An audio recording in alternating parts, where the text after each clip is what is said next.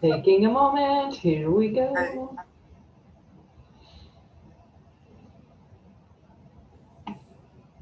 You have such a lovely smile. Aw, thank you. And here we are, live on YouTube with Roxanne and Phaedra. And we're just getting the technical stuff going, and we will start in just a moment.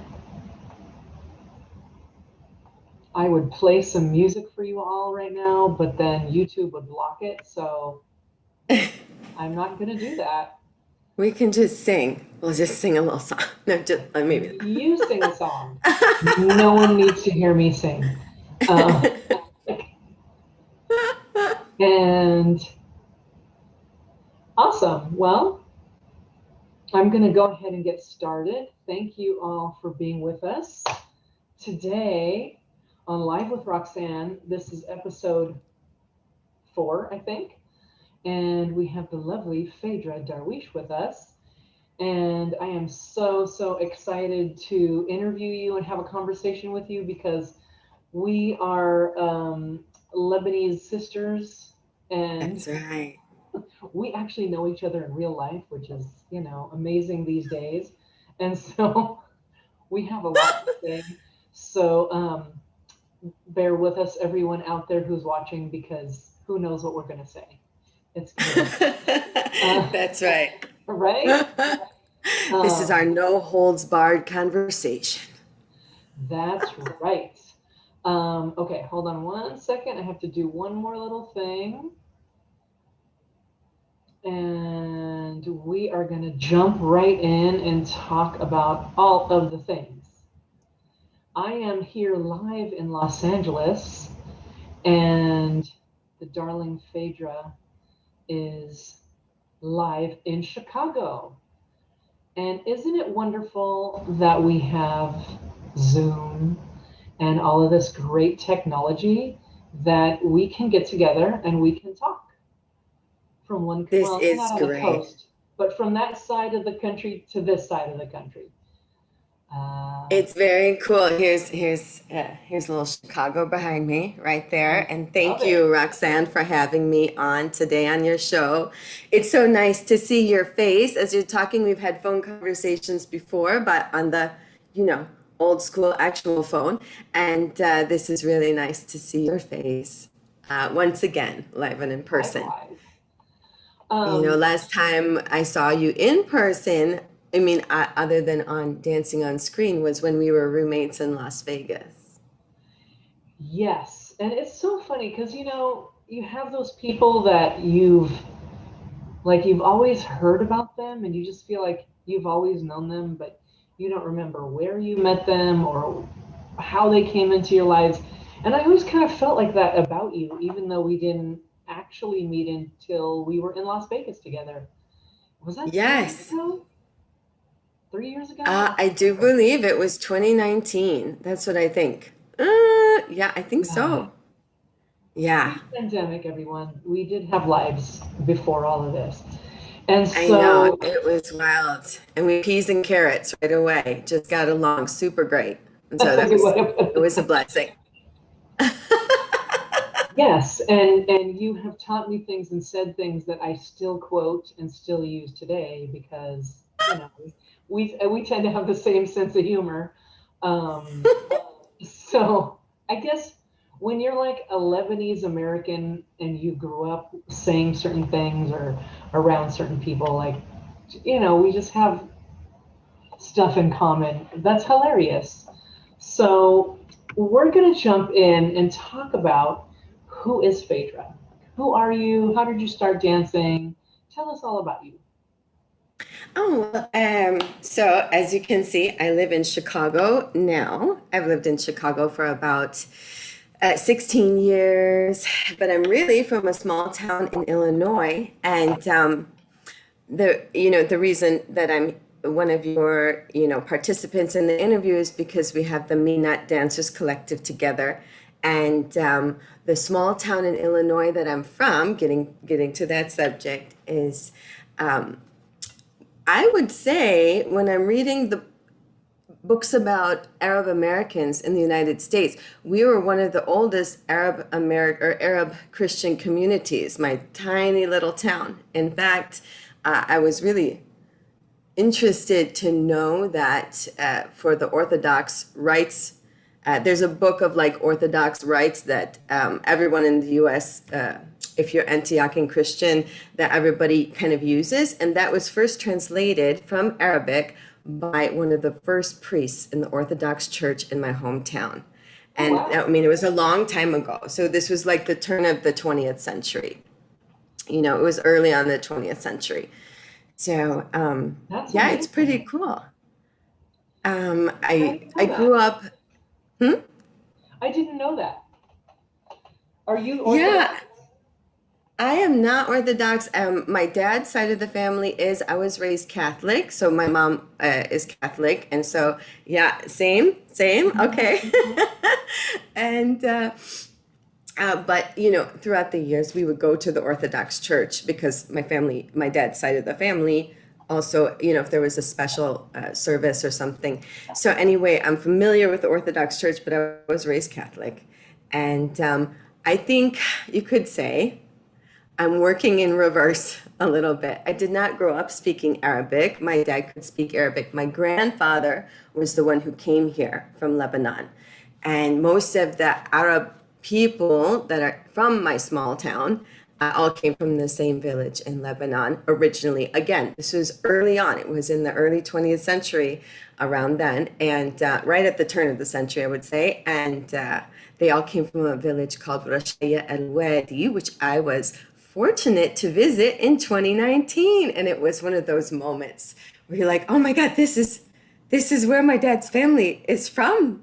I'm walking on the same, you know, ground. I don't know. So again, it was one of those moments. Yeah, for sure. I swear we have such similar backgrounds. It's really amazing.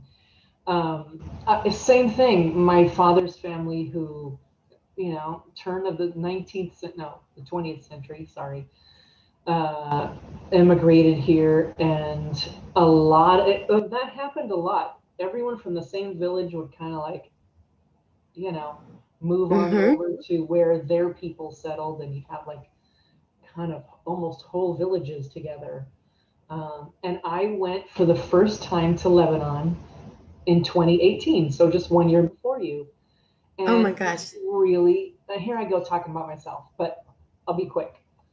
We went to the Please do. village, I'm into it.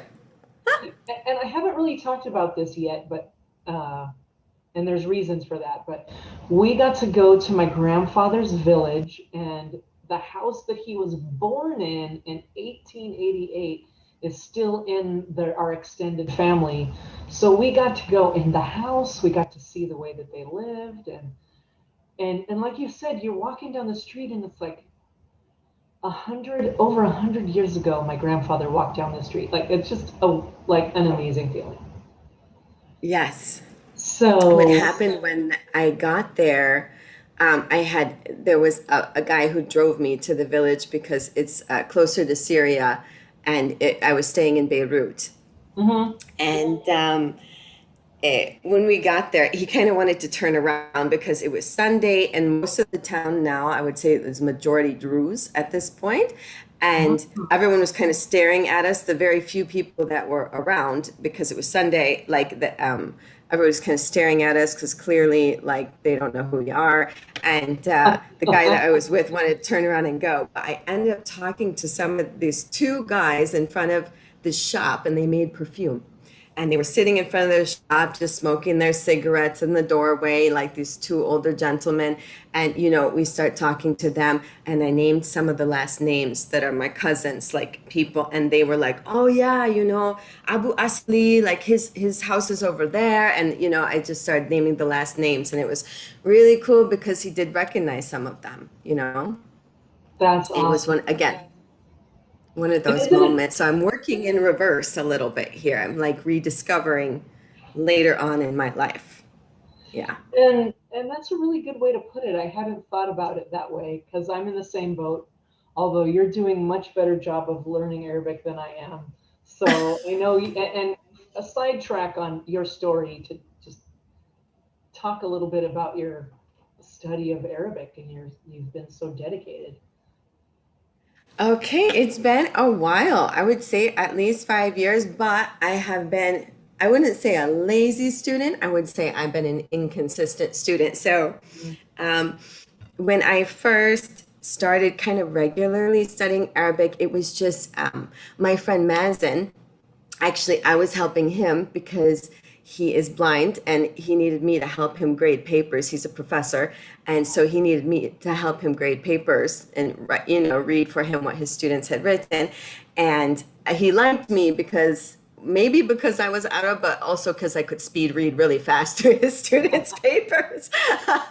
So, at one point, from the Blind Services Center where I was helping him every week, he was like, I was like, you know what? Why don't I come to your house and you speak to me in Arabic for like an hour, and then I'll help you with everything I usually help you with.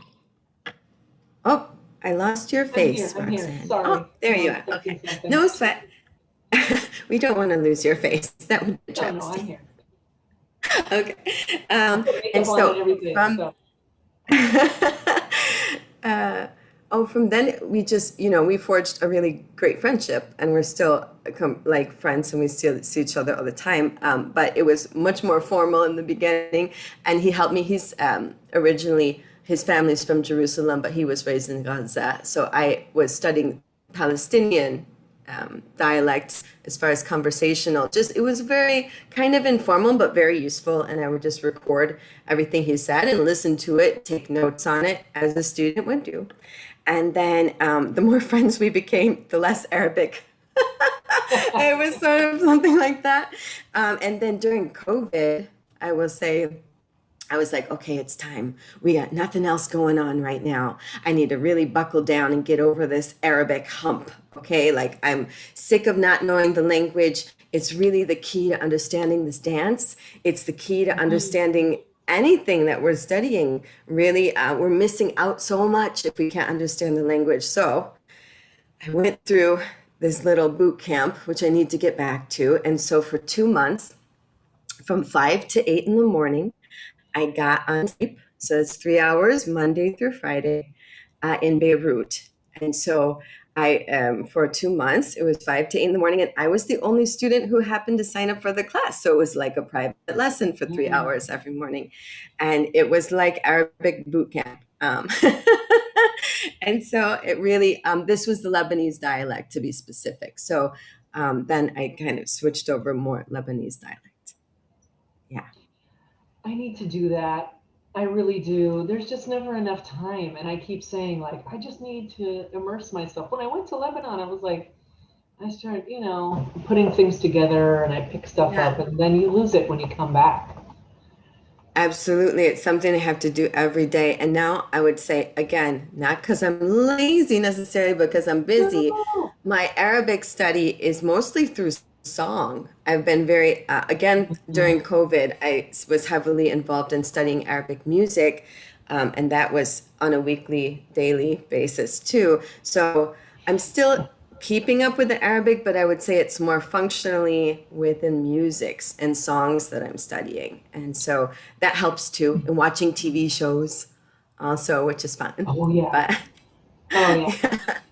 Um, have you watched that Lebanese soap opera? It's on Netflix. There's like 80 episodes. It's Saudat El Falahin. It has subtitles in English. It's so good. You have to watch it. You will love it. It's set in like the Ah, time that our grandparents left Lebanon, then Syria. ooh, I'm gonna check that one out. That sounds amazing. I'll send you the name. It's really a great show. And look at it. See, we're already all over the place, and it's only like 12 I minutes of interview. I know. It's just So, like I want. Yeah, I watched like from stem to stern. Oh my gosh, why? It's not even worth mentioning if I can't remember the name. It's about this Lebanese gangster family in the same area that my family is from, actually, yeah. like Mount Hermon, the base of Mount Hermon, like right around there. And it's, you know, not based on that family, but everybody Mhm. knows what's up, that thing. Anyway, I got addicted to that one big time. So anyway, I'm going to pursue a more formal continuation of my language studies. But in the meantime, things have just snowballed in other areas of my life, I guess. Yes, and we're going to talk about that some more. We're going to talk about your musician life, but let's talk about your dancing life. Like, how did you start dancing? What was that whole path like for you? It was kind of by chance. I think, interestingly enough, as a side note, I went to music school. I have a degree in music.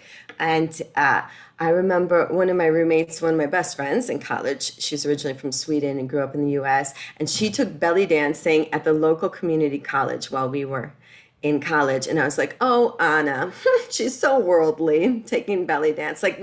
I never thought of it in any way, shape, or form until I got to Chicago. So after college, I moved to New York City. I worked for this Broadway show relatively quickly. It was the end of my college degree, and I was their intern for a period of time. So after the Broadway show, I don't know if you remember it, The Producers by Mel Brooks. And then and Wow. Okay. How then could I you not came remember back it? here. I came back to Illinois, then moved to Chicago, and I was trying all these different forms of dance because I will say, while I was in New York City, dance became a big part of my life. I was feeling so lost. I was feeling like just you're in a huge sea. All of a sudden, it was a very small pond I was part of, and then I moved to New York City, and you're just lost in this big sea. And Mm. I would wake up and get to the Broadway Dance Center at 6 in the morning, and I would scrub the toilets and wash the windows. And for every hour of work you did at Broadway Dance Center, you would get an hour of class. And so Oh, while I was in New York City, I started studying tap with Savion Glover, which was a oh really cool wow. experience. Yeah, he A just lot of did like fun. a weekly class that anybody could come to before his advanced class. So I would do my 1 hour with Savion maybe a couple times a week. And then I would do hip hop with a lady named Bev. And it really got me on a track and got me not so I would say I was pretty depressed, even though New York was exciting and I was attending all these shows and I was Mm. working my job. It was a change for me. So anyway, then I moved to Chicago when I was done there, and I started trying all different again trying forms of dance. I don't know if it was just exploring the city or what. I went to bachata events, salsa events, Mm. where you do the lesson and then you social dance after. You do the lesson and you social dance after. Like this is a very common thing in Chicago at a club, right? And I tried all these things, and then one day I was walking past this community center and I saw this like just a piece of paper taped on the window. It was just black and white, nothing fancy. And it said, explore the mystery of the Middle East. Try belly dancing. Hmm. And I was like, I mean, at this time, and now I'd be like, oh, that little, like a little Orientalism in there, right? Like explore the magic and mystery, right? But at the time, I was like, hey, I'm Middle Eastern. I want to know what magic I have. Okay. So Because I you want to didn't see know my yet. magic. You didn't know your magic yet. So okay. So I started that class, and it was with a girl who's still in Chicago and still one of my real good friends. Her name was Hasna Khalil, and Hasna was a great teacher, and pretty soon she decided to have a folklore type of troupe. But it also, we'd mix belly dancing in there too. So I became a troupe member of hers for a few years, and we did some really fun things, street festivals, Taste of Chicago and stuff. And slowly, at that time, I was also in a theater company. So I was really dedicated to theater when I came here, and I was became a member of a theater company named Quest at the time. So, but slowly, belly dance just it just sucks you right in. Okay, and I slowly through that time in the troupe, I started traveling to New York City, back to New York again, and Mm, studying with the Egyptian masters that would come in, like going to Nurhan Sharif's like week long, and Morocco, studying Morocco's intensives. And so I would fly to New York and do these intensives, fly to New York and do these intensives. And so I would say it was a kind of unorthodox path because I didn't stay for years and years with the teacher. However, I did get to study with some really great teachers still here in Chicago. I studied also for a long period of time and was in a troupe show uh, at Alhambra Palace, which is a very large Arabic nightclub here in Chicago. With the live music show, I studied with Soraya El Mudaris for a mm, while with her troupe, and that was intense. I studied also for I would say, a more intense period of time with Sabah Saeed, who you probably know as a mhm. teacher now at Dance Garden Yeah. LA. Yeah, My dream is to go to the Alhambra Palace in Chicago. I've never been to Chicago, and I'm very drawn to go there just in general.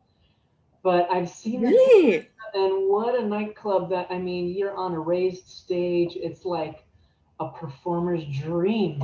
So, It is very beautiful. And those days, the days with the live music show, those were intense days. And we forged a lot of amazing friendships from that.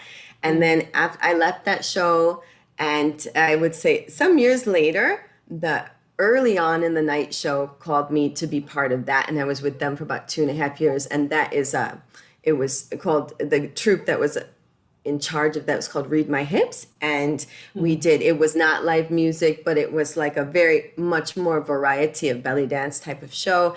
And I loved, I loved those days. Those are some really good times. I can imagine. Um, Yeah. so here, okay, here you are, the daughter of a Lebanese guy, grew up in Illinois. Did you guys have much an attachment to the culture when you were growing up, or not? What I would say is I have a little bit of a unique experience because my family and relatives were in that town, which was mostly an Italian town of coal miners, but the Arabs were there Mhm. owning the shops. Okay, classic story, right? So the Italians were there doing the coal mines, and the Arabs were there owning the shops. And we have it's much bigger Italian population in that small town.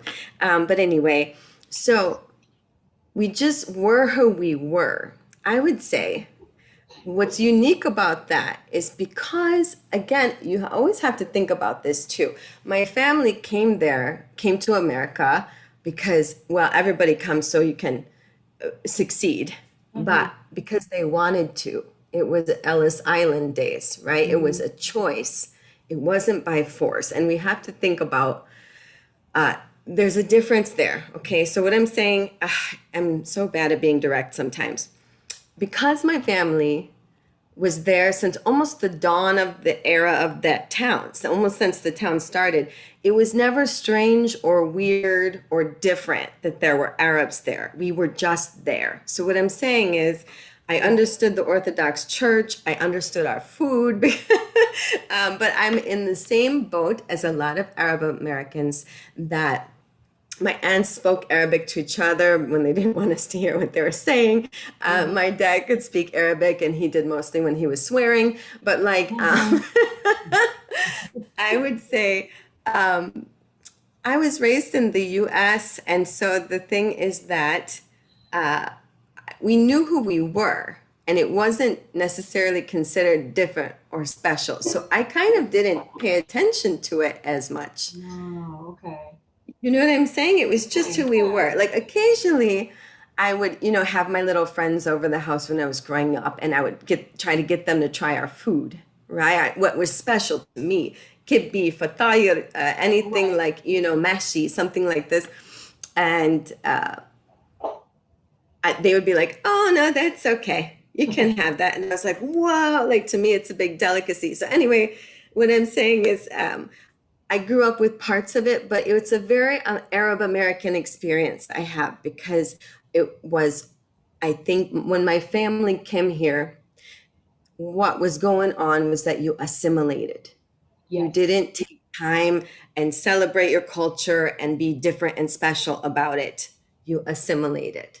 So we weren't trying not to be ourselves, but we just were who we were. It was solid. I think it's kind of a little bit of a blessing because I we were there so long in the town that when we still are, I still have relatives. And in fact, my cousin is the mayor right now. But anyway, Wow. But that just happened a few months ago. and But you know, mhm. I'm sorry. I like have so much to say. Okay, go ahead. Anyway, we just kind of were who we were, and I never felt like being Arab was something like different or special or strange. I didn't really have. I was always obviously curious about it and all of this, but I would say later on in my life, I've been more in touch with that side of me. What a special situation to be to have grown up where it's just a normal thing. And because I don't think that in other, at least Lebanese American communities, we had that experience. I know for me, it was, you were the like the weird, different, like what is that food? What, kind of an upbringing. And it was like, well, with our people, you know, the parents and the aunts and uncles spoke Arabic. They wanted us to just speak English because you're an American, and why do you need to speak Arabic anyway? They didn't think it was important, and so it was just similar in that way, but not like a normal thing. So Hmm. I think that's a really an interesting perspective to Yeah, I don't feel like I'm cheating, but I feel like um I feel just that yeah, it was just always who I was. So I wasn't, you know what? I don't know how to say this exactly. When I first came here and I to Chicago and I started my belly dancing classes with Chesna, and I would go with her to her shows to see a belly dance show and see how she did it. And one day, it was the first class I ever took from her. And there was a group of us went to see her show. And these people, I didn't know them very well. I don't know how to say this.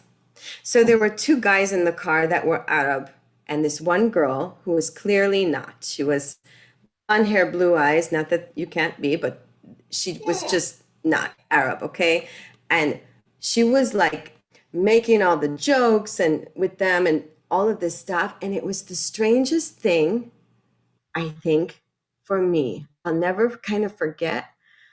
I'd never seen anyone with Arab envy before. And it was the Yeah. strangest feeling. And I was like, she wants to be us. It was really weird. And I don't know that everyone is, that it happens all the time, but it was the weirdest feeling for me because, again, I never, I was just, we are who we are. And I grew up how I grew up, and I am who I am. And I never thought of it as being this like special thing that people would I don't even know how to say it. I don't know if you know what I mean? I do. You just kind of blew my mind right now. So I'm trying to formulate a thought because that's really deep. I hadn't considered something like that. And we could have a whole discussion about that. And we might at some point in time. I'm curious Yeah, to I don't know even if, know if I phrased that right, but I oh, you just did. got the feeling that she wanted to be us. And that was a shock to me. I had never been in a situation like that. And I was like, isn't that interesting? Yeah, so it's almost like you didn't realize that you were something that other people wanted to be. Is that what you're saying? Yeah, that sounds Okay. a little egotistical, but like, not No, exactly. no. There's nothing wrong with that. There is nothing wrong with that. You I know? just had never witnessed someone who wanted to be to me, this is what she was communicating to me and all this night with these guys going to see the show. Like that's the vibe I got from her. And I had never seen, I think, anyone trying to be another culture. Hmm. And that was real interesting. It Hmm. was just real interesting. That's extremely interesting. Did you grow up listening to Arabic music or having Arabic music in the house? Or with any dancing, like family parties? Did you guys dance debki? Did you do any, social Arabic dancing or? Growing up, I would say no, because, okay, so we had the Orthodox side of my dad's church, and all of this, but nobody had church festivals. It's a very small town, let's just put it that way. We did not have church festivals. However, here's another quick anecdote. I remember when I first started belly dancing, my dad was still alive at that time, and I was playing a CD of Dubke. I brought it to my hometown and I was like playing it, and he was like, "Oh my gosh, you're playing like music from our church festivals or something like that," he said. And I was like, "Whoa," like he could just, he heard it and he could tell, right? But the church, as far as I'm aware, because again, I was raised Catholic, so I wasn't raised in that church, but they'd have their coffee hour after mass every week, but there was no like big town festival, the Lebanese Christian type of thing. It wasn't that big of a town. So for him to say that was pretty interesting. I was like, oh, so I did not grow up with Arabic music, but what I did grow up with was music. My mom was, she's retired now, but my mom was a music teacher for, I think Oh, it goes like this. I think it goes 20 years music, 15 years Spanish. So we started, all three siblings, all of us started music lessons real early. I was 6 years old when I started music lessons, private lessons. Yeah. So I grew up with music, but I didn't grow up with Arabic music. So that has been a fun journey after music school. Something I've discovered is not discovered, but an avenue of music, a whole new world of oh, music that has been open to me after music school. It's like a completely different world, completely different music theory system, and an exciting way to propel me further into music in general. hmm. What instrument Mhm. do you play? Tell us. So growing up, I started probably at the age of 8. I played like recorder at the age of six Oh, to seven because I was too tiny for a big instrument. And when it was time for me to pick a big instrument because I was big enough for it, I picked the saxophone. And I think my mom, I don't remember this because I was too tiny, but my mom's like, "You just said I'm going to play the saxophone." And it was just, that was it. So my mom started teaching me, and so it was saxophone was, it's really funny to my mother that if nobody knows that I play a saxophone, because that's what I went to college for, that's what I was, a saxophone. I mean, I still play saxophone, but like that was the course of my life for a solid 16, 18 years was saxophone, saxophone, saxophone. So if people don't know I play it, my mom's like, "How do they not know that about you?" I don't know. So she taught me, and then I was grateful, I am grateful to have had some wonderful music teachers, including my mother, who was my first hmm. teacher, and she was generous enough to know to pass me on to someone else when I got to a certain level, and that generous teacher passed me on to someone else when I got to a certain level, and then I went to college for it, and my professor in college recruited me at that time. And of course, then if you play saxophone and if you play jazz, I was fortunate enough to be in a jazz band that the year before I joined it, we were nominated for a Grammy. So we were like, it was a big band. And so we were pretty serious about stuff. Um, and I think that then you have to play flute. That's what I'm getting to, is if you play jazz, you have to play flute and clarinet. It's like you can't not. So then I play flute. I end up playing flute a lot. My sister's a fantastic flute player. And so I kind of had her sound in my head. Anyway, I went to school for music. In music school, while I was a music business major, I took the amount of performance studies that would equal a performance major in saxophone and voice. So I I started voice lessons when I was in high school, I was working for my dad in his office every Saturday and Sunday. I would be his assistant and his secretary, you could say, or administrative assistant on Saturdays and clean the office on Sunday. And I took the money from that and I paid for private lessons at the community college in voice. And because I was really into music theater at the time. I mean, I still love music theater. And I was so into theater throughout college and even when I got to Chicago. But anyway, so the voice started. And so I took voice lessons in college and I had, again, some wonderful teachers. And even, I mean, today I've been really blessed with some wonderful teachers, not only in dance, as we talked about before, some of my first teachers, and I make it a point to study as widely and as I still am a student all the time in dance, in music, everything. So I try to make a point to study with as wide an amount of teachers now as I can. And my current Arabic music teachers, I was lucky enough to study with Ali Paris, voice for 5 years in Oh, Arabic wow. music. During COVID, I play with the University of Chicago Arabic Ensemble, and with them, that's not, it's nice community feeling there.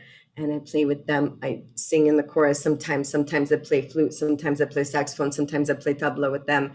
And then during COVID, which was super cool, this kind of online experience, I got to be with the UCSB Arabic Ensemble, Middle East Ensemble Oh, they're so during fabulous. COVID. They are so great. And I've been studying with Ronnie Malley. And he's an Arabic music artist here in Chicago. He's an all over musician, though. I mean, he can play any kind of music, I do believe, but he is really fantastic at teaching and really knows his stuff for Arabic music. So I've had a lot of one-on-one. We've gotten from the Illinois Arts Council. I have an apprenticeship with him. I've done this like with him about 3 times. And then also my current vocal teacher is Hani El Dahshan, which I met Hani in Chicago, but now he lives in Jordan. And thanks to modern technology, I can still continue my studies with him while he's in Jordan. Yeah. That's wonderful. And we had this on a side note, this conversation in Las Vegas about being a saxophonist and being left-handed. And another dancer was there who had been a saxophonist and she was also left-handed. So we got in this whole conversation because my brother, do you remember this? I don't remember the third dancer who is or the other dancer who is I'm trying to saxophonist and remember left-handed. That's who it was. cool. But then my Oh, brother is also a professional saxophonist. I mean, he tours with like Phil Collins and yeah. the big He artists. is he And is amazing. Your yeah, brother. Oh, and wow. he's Wow. also left-handed. So we're like, we need to do a study and see, is it like, are all saxophonists left-handed? It's at least the three that I know are all left-handed. So Yeah. Ah, yeah. yeah, we always tease him about having to do the clarinet parts because the saxophone is so sexy and Oh, does he hate gotta. playing clarinet? I hate playing clarinet, but sometimes you have to. Oh my God. Flute came so much more naturally, probably because it's just basically the same fingerings. But whoo, child, that clarinet, nobody needs to hear me do that anymore. I did a pit orchestra when I first came here to Chicago. My friend Allison put me in as a sub. And oh geez, my But clarinet. for We Arabic, don't need to talk about that. yeah, maybe not Arabic music, but Turkish music has clarinet in it, and it's so beautiful. So It's so maybe, yeah. Okay, I have so many questions for you. I'm trying to figure out which direction I'm trying to go in. Just a quick music question, because you're as heavily involved in music as you are in dance. Um, does do they fit equally in your heart? Do you have like more towards music or more towards dance? ooh, that's a tough one, I bet. girl. Oh, also, real quick, I would be remiss if I did not acknowledge Professor Muhammad Al-Siadi. He teaches at Ooh, Rutgers and Fordham, and during COVID, he taught me and a group of about 9 other students from all around the Arab world. I'm obviously not in the Arab world, but most of them were, and he taught us generously online 3 hours a day, 6 days a week, Arabic music, 3 to 4 hours a day. And I have to acknowledge him as well and his generosity. I will always be grateful for that too. Anyway, what do I love better, dance or music? Ooh, Chihuahua. What am I gonna say about this? Um, Dance is a more foreign object to me. Maybe not anymore because it's been maybe close to 15 years with the belly dance. And I did study ballet, jazz, tap in my music theater days and things. But when I pick up a saxophone, I will say it's like I've spent so much time with the saxophone again since I was 6 years old Yeah. that it's like picking up another appendage. Okay, it's like my third arm. Okay. Or like it's like an attachment of my body. It just fits. It just fits. Okay. And I don't play the saxophone every day anymore. I'm certainly not what I was. But dance is a love that came later. And so while to me there are some things at this point that music to me is innate, right? Because it's just part of who I am since I'm like a child. The dance is still a more foreign object to me because it's only been 15 years, huh? Isn't that funny to say only 15 years? But right. Do you feel that being a musician makes you or gives you an advantage as a dancer? Does it help? Yes. I would I we all know thousands of dancers that we would look to and be inspired, right? So I'm not saying that it makes Right. me any higher, blah blah blah, but for my personal practice, it is certainly an aid for sure. No, I think when I first came to Chicago, I also played with a Moroccan Esawa percussion group. So we did specifically Esawa music. So that's very specific, but that's what it was. And so at that point, I got to learn rhythms. I mean, of course, we were experimenting with rhythm in that group, but also at the same time, I was learning the Egyptian belly dance rhythms and things and knowing my rhythms. And then, of course, knowing music in general. Um, for choreography, I feel like I can break it down. Perhaps this is an advantage. I don't know always what's going through everyone else's mind, but breaking down the sections of a song. And to me, it's so obvious when we need to stop traveling and start being stationary or whatever in the choreography, or again, make your way around the room or back away because the singer should be, in my opinion, like at this point, the singer should be the highlight, not my dancing, that type of thing. But it's all musicality. So I'm not saying that just because I'm a musician, it would, there's musicality that is innate in a lot of dancers. They might not know how to analyze it, or it might not be like a codified process for them. It just comes to them in their ear naturally. So musicality, I think, can be very natural to someone without having studied music. But I do think functionally in dance, for me, it is a help. And also the Arabic language stuff is a help. And studying the opinion and the perspective of an Arab musician and what they think is going on in the tune versus what we think is going on in the tune. Okay. Yeah. How that's going to go, things like that. I think having those two perspectives is helpful. And I do think it aids 100%. It aids in my teaching. It aids in my choreography. And yeah, in general, I think the one belly dance competition I was ever in, uh, was very fortunate that I won. And it was Saida of Argentina was the judge. And what she said about my dancing that I will not forget, she said, "You were so musical." It was a drum solo, but the choreography, she said, "You were so musical," which is a great compliment. That's a wonderful thing to coming from her because I respect her greatly. And maybe that, maybe because I'm a musician, there was more of a musicality that expressed itself. But I do think it can be innate in dancers. You don't necessarily have to be a musician. That musicality can just come shining through. No matter who you are, it just depends on your ear and your individual expression. Definitely, definitely. But I can imagine having that background in studying music, like you said, just gives you that understanding that we as dancers don't have, or as I think fully. sometimes I'm listening to a piece of music, and again, I don't think this is necessarily a unique experience, but I'm listening to music, and it's to me so obvious what you have to do in the dance now. It's just so obvious. All you have to do is listen to the music sometimes, and it tells you what to do practically. This is how I feel sometimes. Yeah. Um, how did how did your dad feel about you belly dancing? What was that like?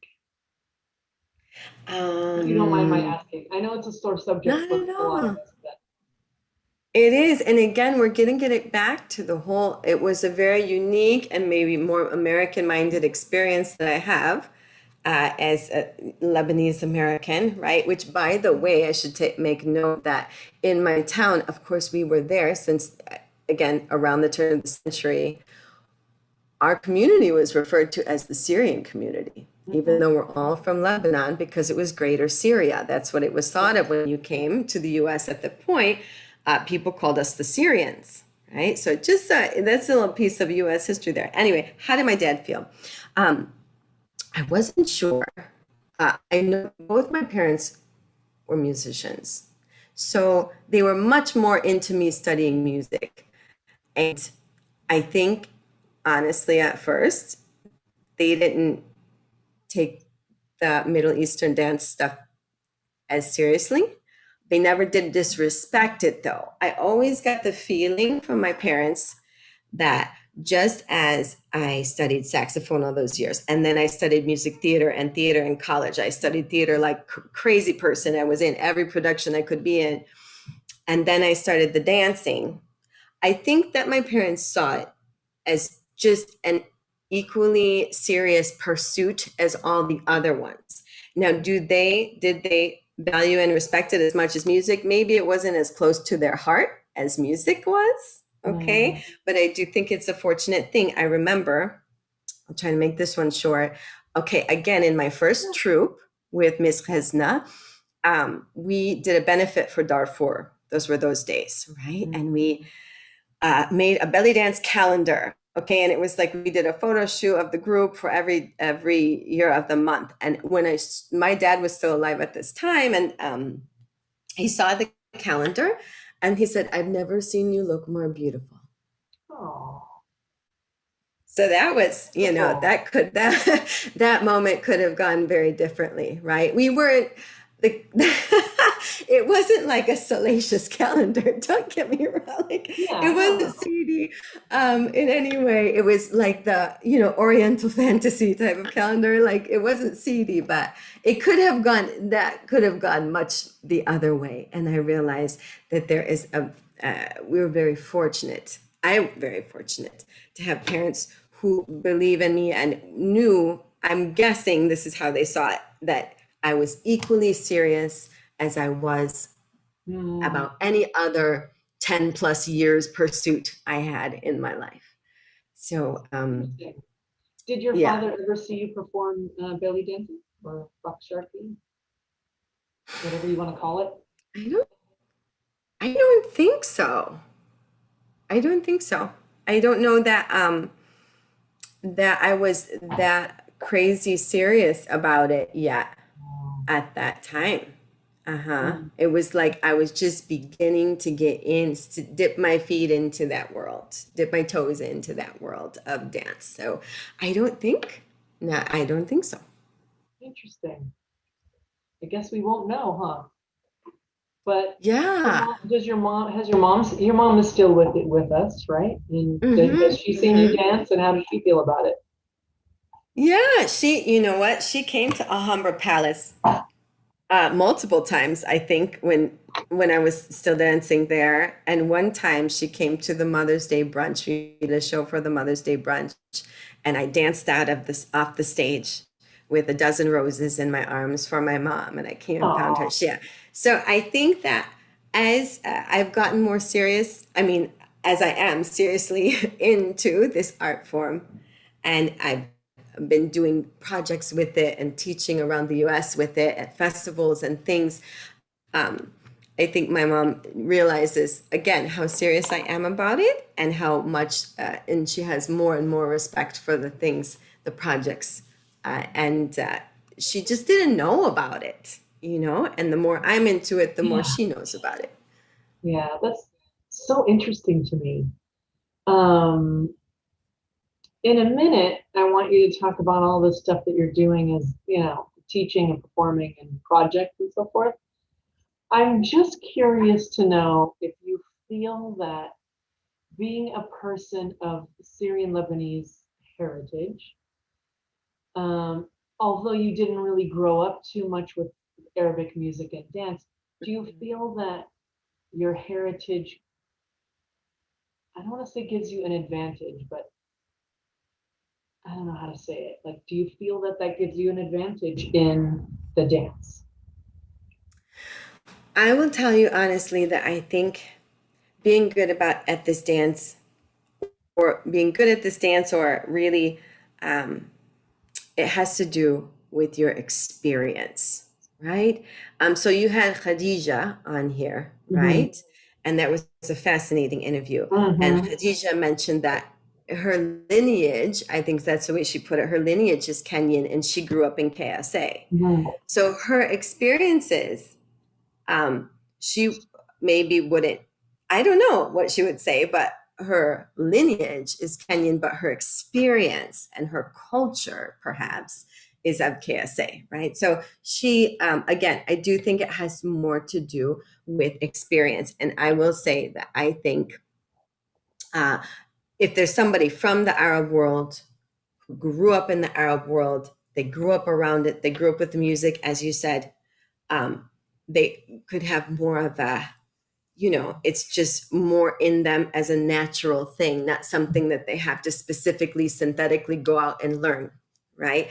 And I also believe that you can be, and I'll just say this plainly, and it sounds silly, but you don't have to be Arab or what, to be a great Middle Eastern Roxxarki teacher. I have had wonderful teachers that were not. So I really, I believe it's your experience.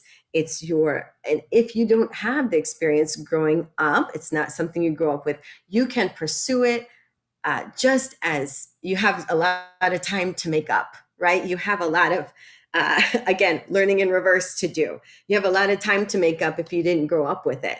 But if you passionately grow up with it and passionately pursue it, you can be, I think, just as great of a teacher or a dancer as anyone else. It just, you have to really work a little, you really, really have to work at it, and you will never quite eclipse being from the Arab world.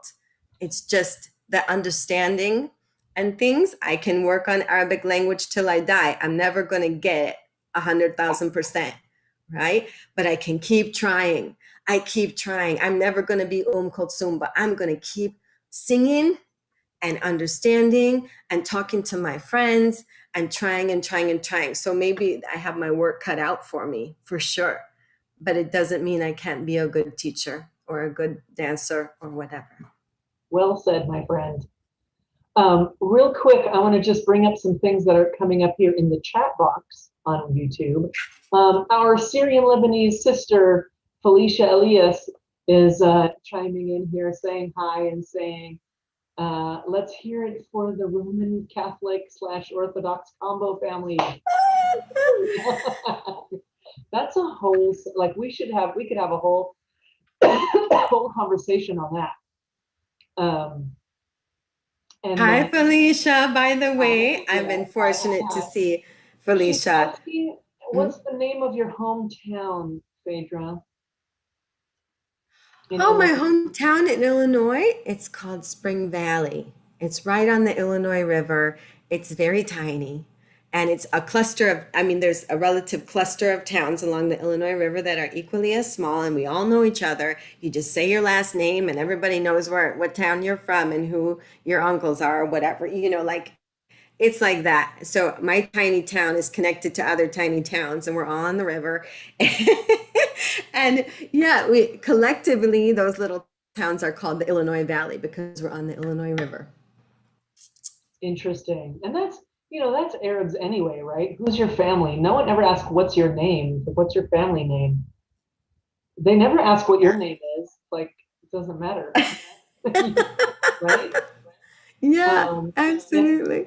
and Adrienne put in an interesting, Adrienne, our Of Adrienne. course. Hello, Oh, Adrienne. she and I her can't see you, husband, but I can feel that warmness. yeah. She says, I get it. My husband and I are an American, and the first time we attended a Persian Jewish wedding as guests, we felt something similar, kind of an envy of the culture. And that's not a bad thing. I mean, we have beautiful cultures, and when someone likes it and envies it, we appreciate that. Yeah, It's when they're like, ew. absolutely. And I think I have like a mission statement that I wrote specifically that helps guide me through what projects I want to pursue and what projects I don't, per se.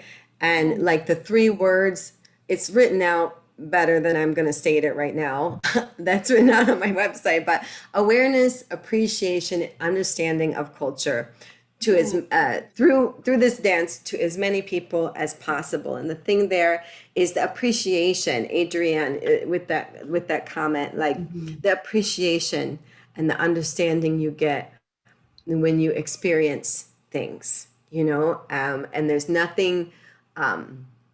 there's nothing bad about appreciation, understanding, and awareness. Not at all. Not at all. I So like yeah. that. I love that you have a mission statement that guides you.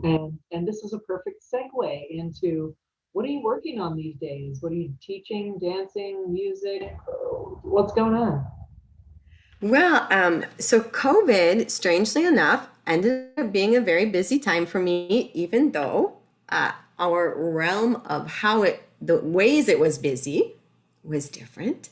But now, now that we're back physically in the same room with each other, um, Sort I of. just had kind of a reunion for all my students. I called it the Belly Dance Summer Social. Okay, and yes, I'm using the word belly dance, but we have all the names for it. We all know this. And it was like a little reunion that happened a few weeks ago. I was happy about that. And that kind of celebrated the return to live and in person classes. And for the first time, I am on my own, meaning for the past 10 plus probably years, I have been under the auspices of a studio, somebody else's studio. And Mm. I was the Middle East dance teacher. And I will say Middle East dance there because we did outside of belly dance, Sharki, I would have units on, we did a Persian unit and we did at times we did Khariji and stuff like that. So anyway, um, I was under the auspices of another studio up until now. And now I am on my own. So it was interesting to see who came out to class. And we had our first one last Sunday in person and live since the dawn of COVID. So it was a wonderful feeling to see everyone, to feel everyone's energy in the room. Um, because when you're monologuing at a Zoom screen, you see their faces in tininess, but you don't have the energy. Like, I don't know if my jokes landed. I want to see your smiles. Like, I want Yeah. to see you. I want to hear you laughing at my jokes. I always say, like, come for the dance, stay for the jokes. But like, and right now, speaking of awareness, appreciation, and understanding, I'm working on a 3 concert series in conjunction with the mayor's Night Out in the Parks program. Is part of Chicago. Chicago has like 500 something parks technically, Oh, wow. and they have a thing that happens every year called Night Out in the Parks, and they employ artists to put free programs to the public. And then you work in conjunction with the Chicago Park District, and they assign you certain parks because they want to cover as much ground as possible. Huh. Oops, are you there? Oh, you're there. Okay. And so I have a series of 3 concerts of Middle Eastern dance, and I try to, that are coming up. And our first one is Saturday. I'm very excited about it. And what I try to do in these concerts, and we have a live drummer this year, which was in addition Yeah. to the budget. And I'm really glad we have a live tabla player, which is going to be super cool. And what I try to do with these concerts is awareness, appreciation, understanding, right? So my friend Jackie, she saw one of our concerts once and she said, it's like Sesame Street for belly dance. Ah, Because I talk to the crowd, I tell them what they're about to see. And there's a lot of children in the audience. It's for families, you know. So she's like, oh, it's like Sesame Street for belly dance. So I also try to employ as many dancers in Chicago as I can and get a wide range of variety in there, a wide range of artistry. And so I often, I'm not going to lie, I shoot for dancers who perhaps aren't in the clubs every week. In mm, my opinion, they might be underappreciated or unknown in the Arab community, and I appreciate them big time. And so sometimes the world of entertainment can shut you out for some certain reasons. I'm not mm. saying these aren't, we have some wonderful dancers who also get tons of gigs in there, right? But I'm saying that I like to find dancers that maybe don't, I don't even know. Like, I love to employ as many wide range of dancers as I can in these series. So and I so it's love three that. different shows, three different casts of of dancers, and we have a great group that's going to present like a wide variety of Middle Eastern dance. So not only Roxxanne, but we have some folkloric in there, and we have some American style belly dance in there, and things like that. I'm really excited with our cast, and they're How lovely. wonderful people, and yeah. And I love that you are, giving a voice and a platform to artists that otherwise, wouldn't necessarily have one.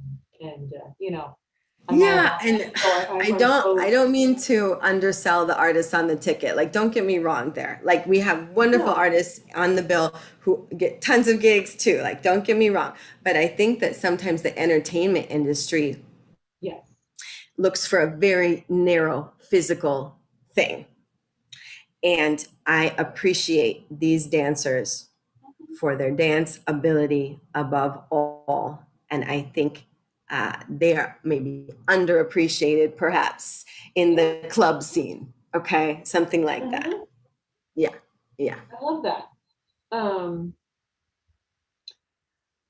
what do you feel has been your biggest accomplishment in Middle Eastern dance or Minette dances thus far? In the Minette dance, my biggest accomplishment. Well, I think going to Egypt, that was quite an accomplishment. Why? Mm, Because it opened up a lot of, it yeah. unlocked the mystery of the Middle East. Ha ha ha. Let's go full circle here. Unlock the mystery of the Middle East. I think that Yeah. trip was very difficult. I was all Mm, set to do it by myself. I actually planned my own route and was going to do my own thing. And then my friend mm, came, Cece, she came with me like 2 days before I left. She's like, I'm coming with you. I said, great. And we really, it was difficult and it was fun and it was everything it should be. I think maybe another accomplishment, I don't know if we would call it this, but one of those moments that you have as a teacher. There mm. was a student of mine at this 10 plus year studio I was teaching at, and she quit taking with me, and she went to one of my colleagues' studio, and I love this colleague of mine, so that was totally fine. But I always wondered if I had offended her in some way, or why she perhaps chose to continue her dance journey with another person, which is fine. I always tell my students, I want you to go out Yeah. into the world. You're not, this is not a cult. We're not trying to be like a coven, Yeah. okay, or a cult. You go out into the world. I want you to get a solid base and then go have fun. Bye. Mhm, mhm. So I happened to be a substitute for my colleague, like later on in the year or something. And this girl was in the class that I was subbing, my former student there. And even before I got to ask her, she kind of stayed and like said, hey, how's it going? And we caught up after the class. And even before I could even broach the topic, if I offended her or there was something about my teaching I could improve on, um, she said to me, before your class, I could not look in the mirror. I was so uncomfortable with myself. And oh, I'm going to get off Wow. a little bit like, She said, I couldn't look at myself in the mirror. I was so uncomfortable. I've had, life experiences that made me very uncomfortable with my body. And your class, after your class, this was possible again. And I thought, oh, yeah, wow, that was not what I was expecting. I was expecting kind of her to tell me why she left. But I was so glad to hear that. I was so glad to hear that. Yeah. That is so amazing. And, we never know. We go out there, we teach, we perform. And I think as entertainers and artists, we're emotional and sensitive. And, we always think the worst. I don't know if you're this way, like, I sucked. And, that's why this person didn't come to my class or whatever. And it turns around, like you had a huge impact on her. And that's what this is all about in some ways. Yeah. Um, Yeah. that's It's awesome. really, people say it's what, not what you do, it's how you make people feel or something like Mhm. that. But For sure. I really hope in my classes to foster a sense of self-worth and that it's not, we are we. It's not, you know, we are here together in this space and forget about what happened to you on the street and what happened to you today. Mhm. I just dance your little heart out, dance your little heart out and be in this moment and enjoy it. Yes, yes. And what's your big dream in dance? Like if you could achieve anything, you had all the resources to make this happen, what would this be? Hmm. Okay, again, I'm getting a little, Sorry. what I really wish, and this is like, I don't think the word is esoteric. It's a little bit like in the ether instead of something, it's not like a stage show I can point to. It's that I wish that this dance form could be honored by everyone in a positive light. If this dance form, uh, I mean, I Hey. want to choose my words wisely. Mhm. Uh, I wish that so much about taking up this dance, so many dancers, whether they be male, female, any identity, um, they have to sometimes give up a lot just for this dance form, which shows how their strength and character and all of this. But if we didn't have that, if we didn't have the, could you say, and some people find it embarrassing, or some people find it not honorable, or this and that and the other thing. If we didn't have that, can you imagine the freedom?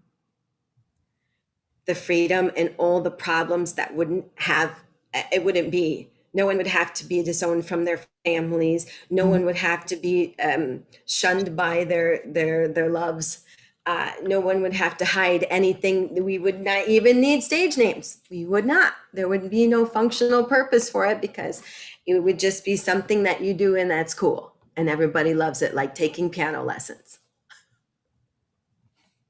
I'm with you. And I'm waiting that for would be that a day. really cool dream. And Yeah. I don't mean to hijack, but I'm going to just say that I think it's really exciting right now is we've started to bring this group of dancers and artists together as the Manat Dancers Collective. Like to me, this is the first time that so many dancers of the culture and dancers who have to hide from their families, who have to change their name, who have to have like these alter egos in order to just dance. Like, I don't think that number one, the dance community at large understands what these dancers have to give up in order to just have like a little piece of dance floor to move around on. You know what I mean? And and to see so many dancers in that situation stepping up and using their voice as artists, as dancers, as cultural ambassadors, I guess.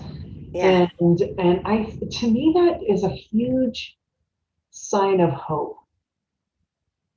Do you know what I mean? If we can stop being embarrassed and stop being shy and stop having to hide the fact that we're for dancers, I think that that's going to have a ripple effect.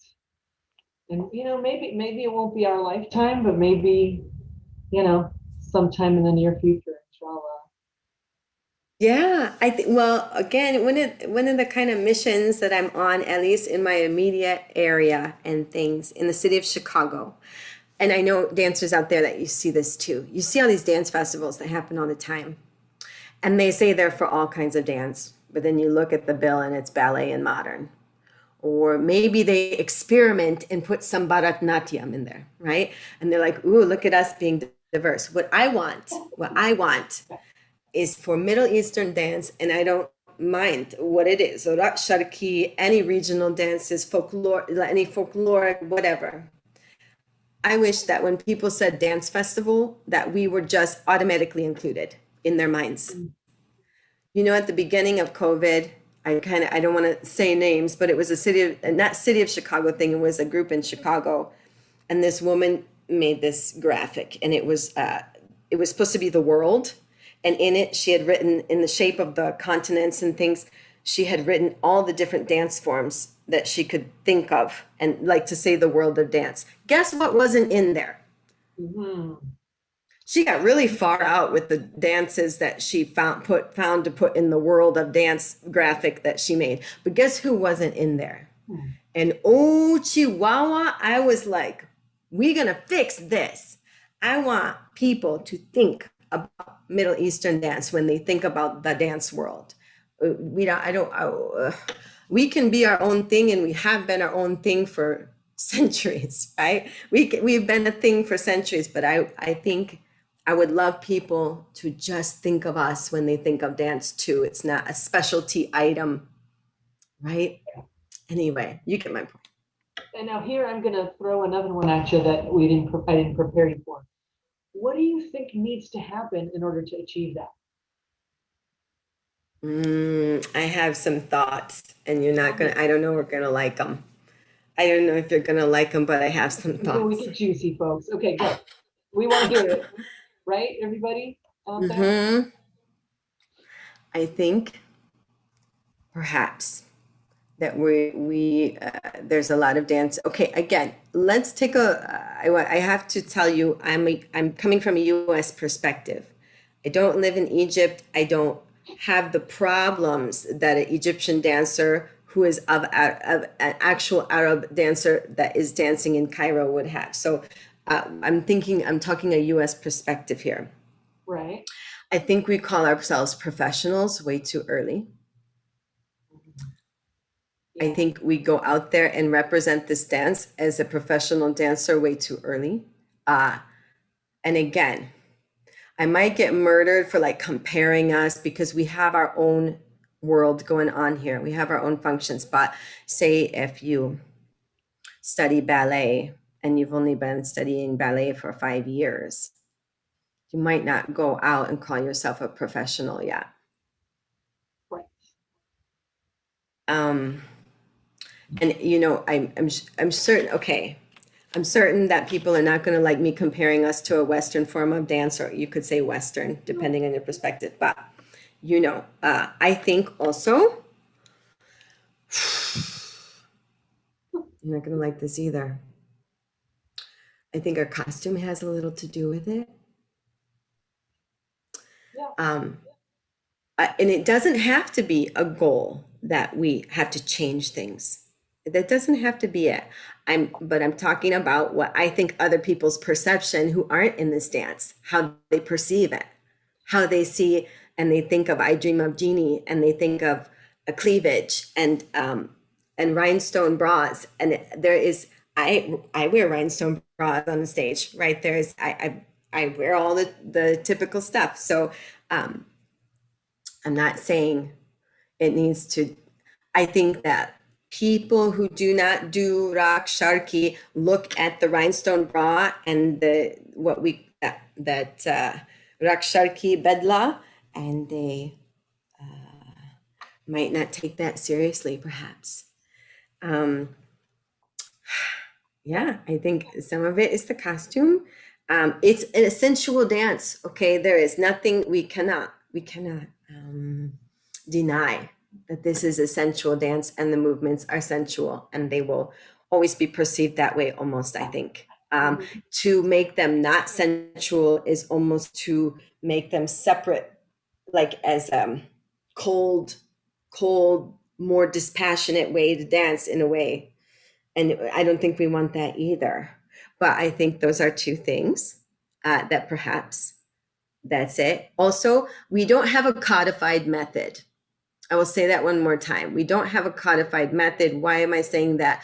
Because we do generally use the same language.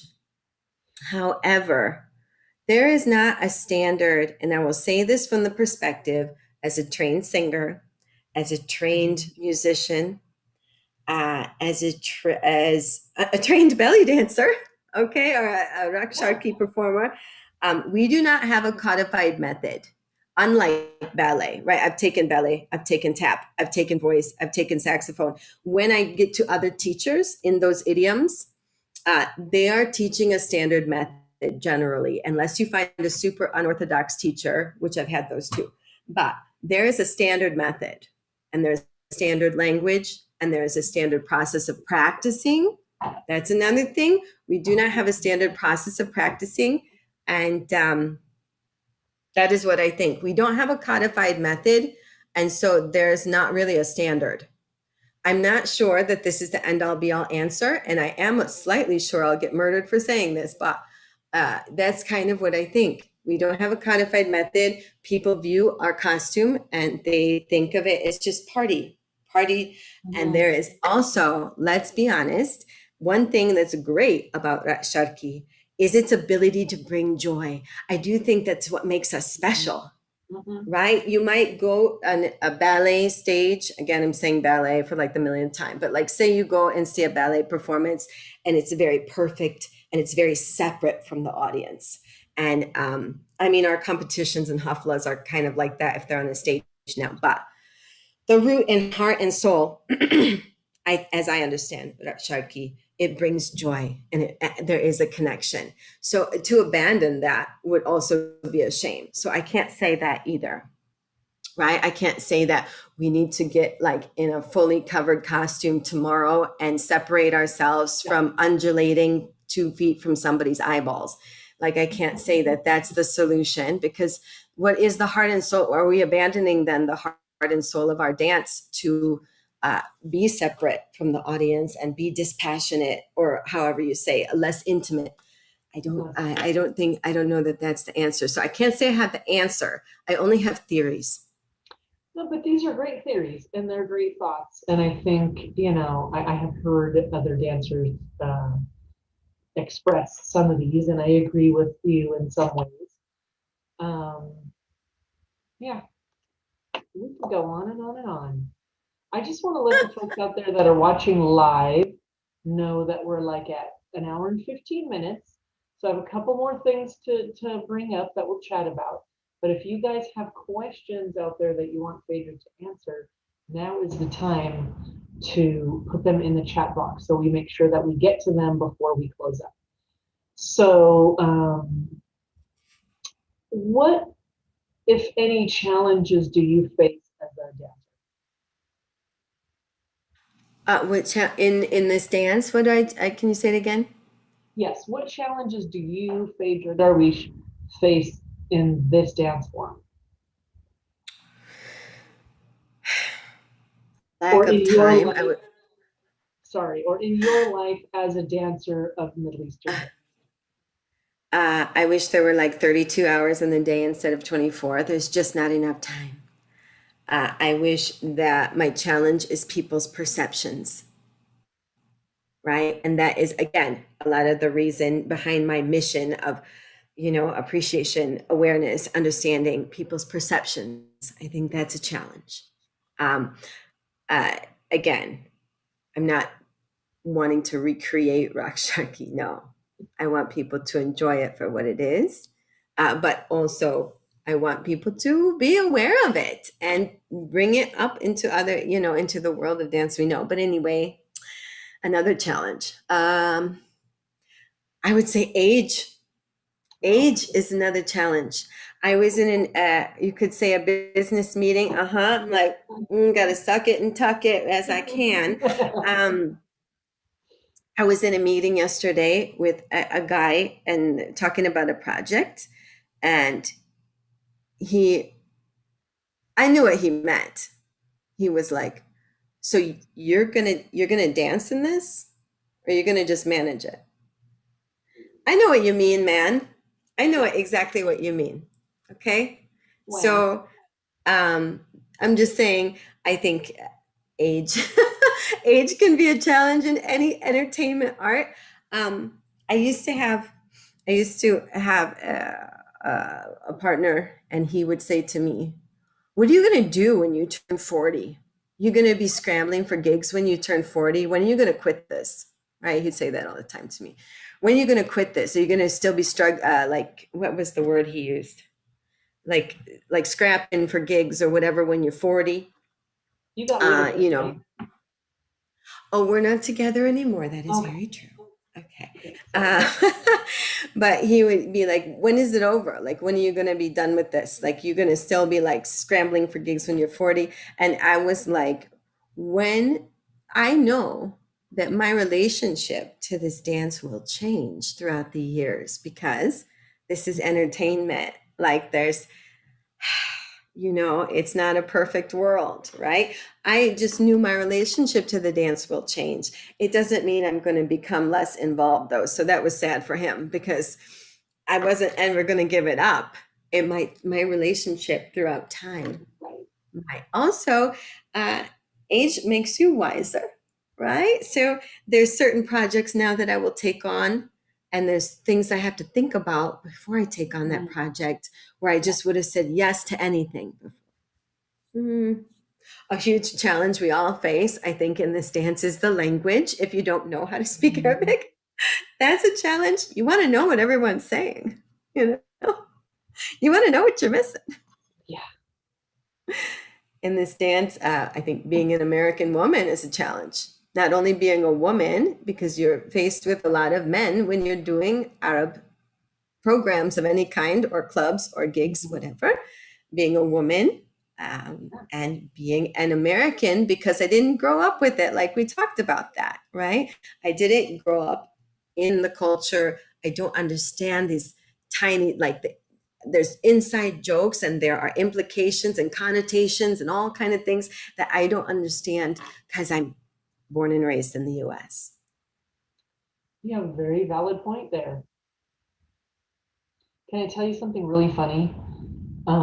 One time when I was, in relation to your comment about understanding the language, and as a Syrian Lebanese American, I don't speak much Arabic. I have told people that, and it's my quest to learn, although I'm not as far along as you are.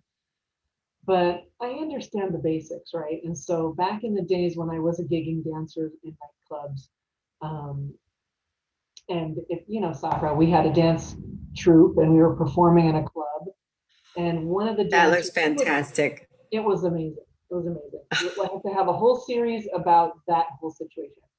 But one of the dancers who was American, we would switch off each time, like someone got to have a different dancer had the solo of the show.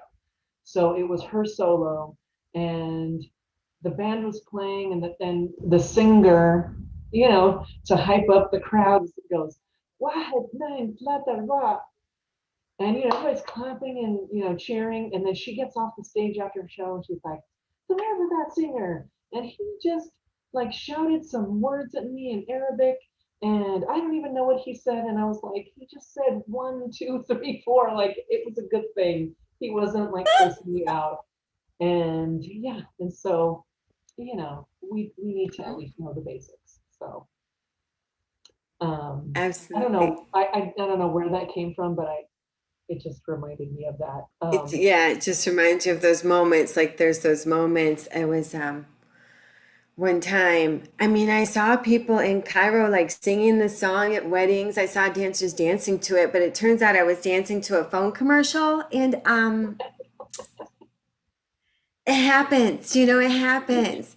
Oh And I was yeah. like, but I saw Amina singing this at a wedding, and I saw this dancer dancing to it. And My friend Diana was like, "Oh, you mean the phone commercial?" And it's like, "Whoopsie." That's a great, that's a great story. I'm going to use that with students. Because there's no, and now there's no reason anymore. You ask somebody or post it on Facebook and get some feedback before you go dancing to music. You have no idea what you're dancing. Or it's like how many dancers have danced to like the Quran, it's like you can't Oh, get yeah, into haram. that. Oh my gosh, yeah.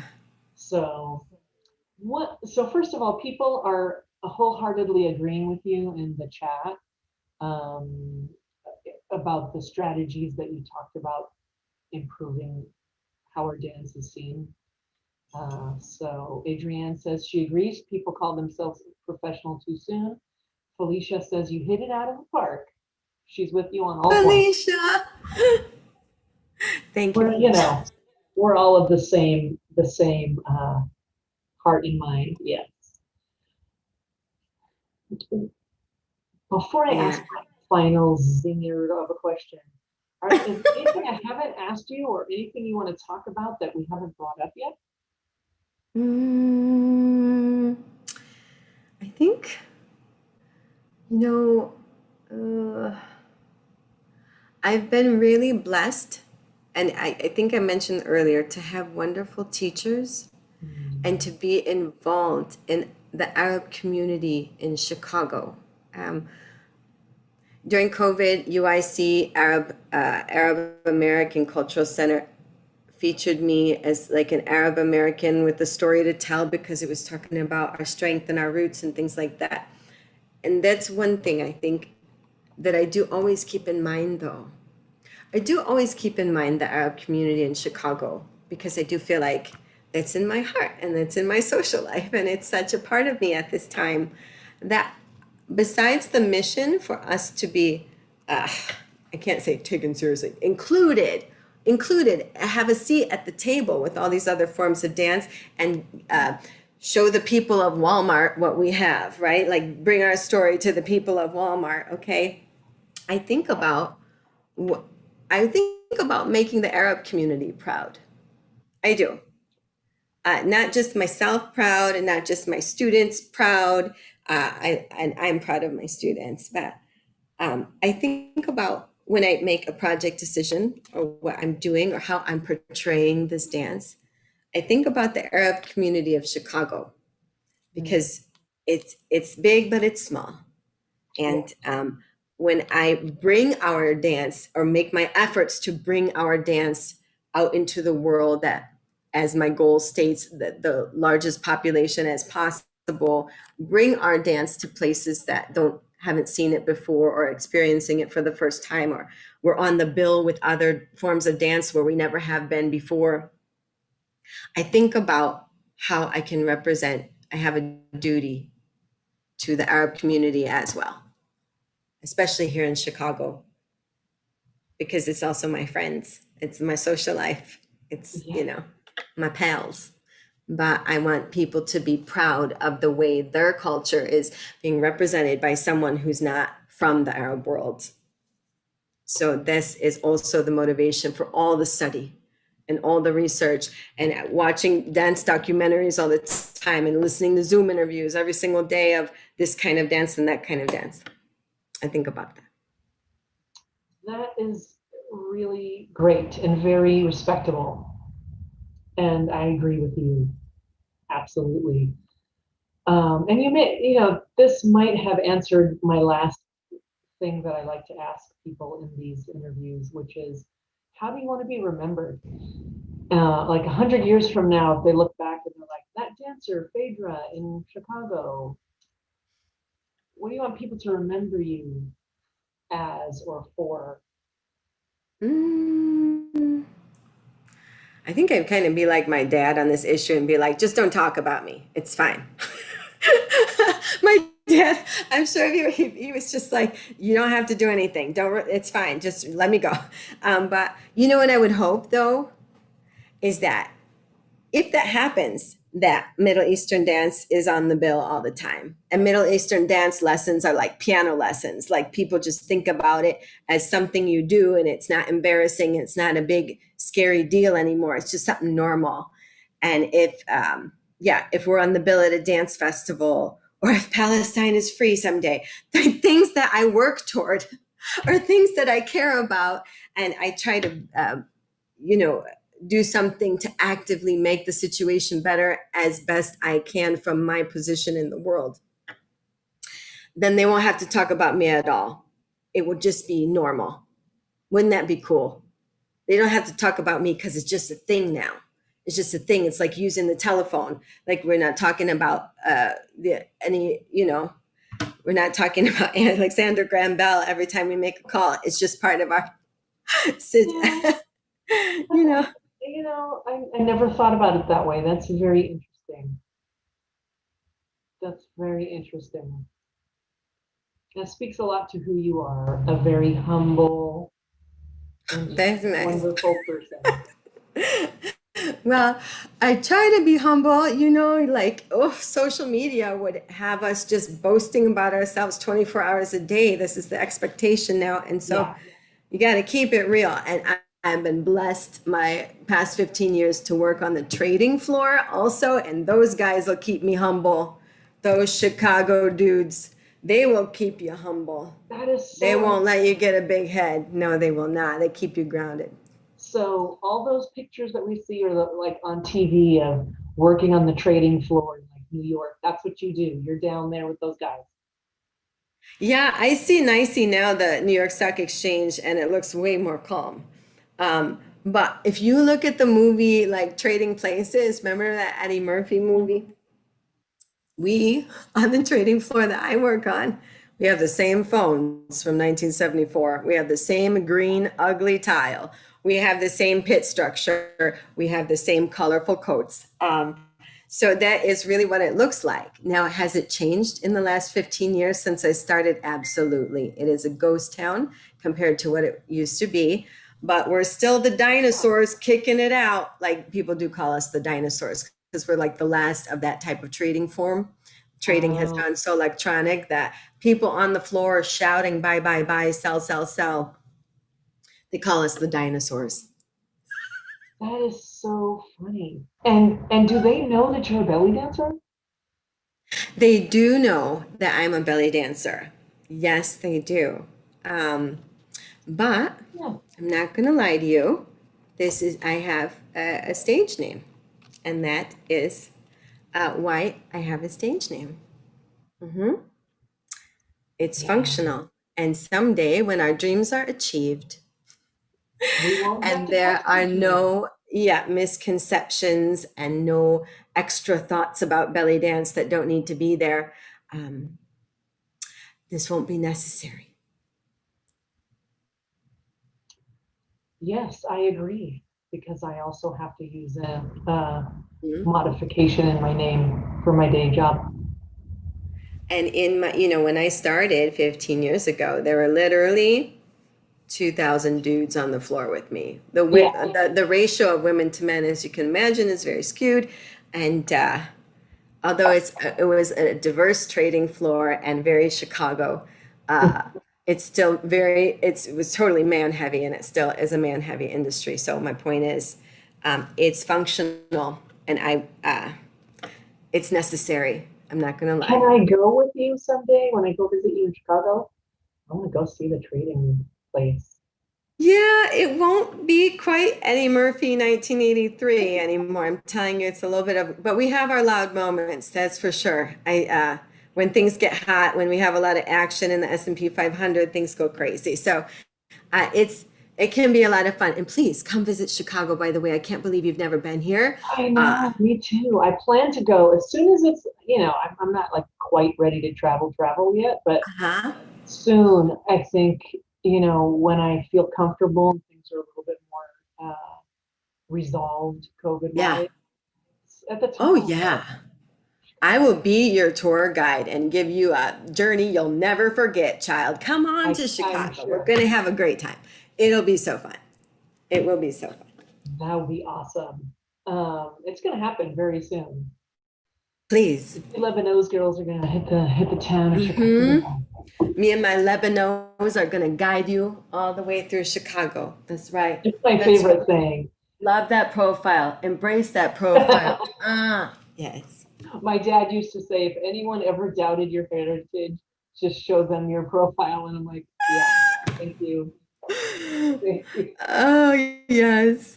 Well, my But it's a dad, the beautiful dentist, thing. used to say, "You have a huge mouth. You're going to be so tall," because he's a dentist. So he was my dentist. And he'd say, "You have a huge mouth. You're going to be so tall." Well, I'm 5'1". So maybe some things aren't 100%, but the Lebanos is for real.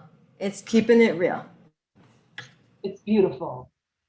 And it's been so much fun to talk to you. You hang out. We're going to say goodbye to our folks on YouTube. We're going to post this.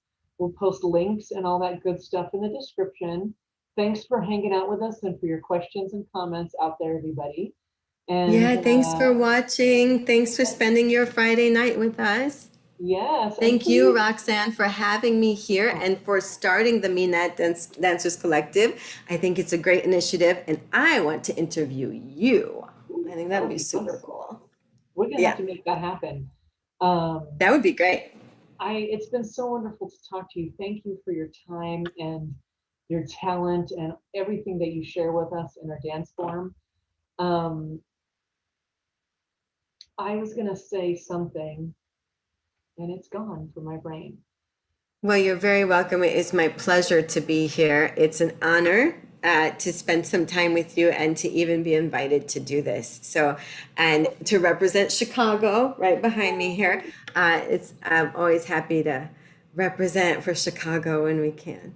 Yay, Chicago. Here's what I was going to say to all of you guys, either live or watching the recording of this. Um, we're doing some really important work here. We're bringing visibility and a platform to dancers of Minette heritage to share who we are, to share our experience, share our work, and share our knowledge with the dance world. And you can support us by not even spending a single dime.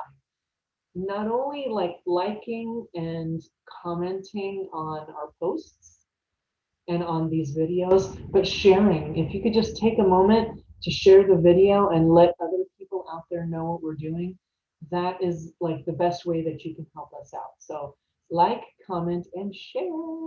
Thank you, everybody. Have a great rest of your Friday evening and a great weekend. Thank you. Bye, everyone. Thanks for being here with us.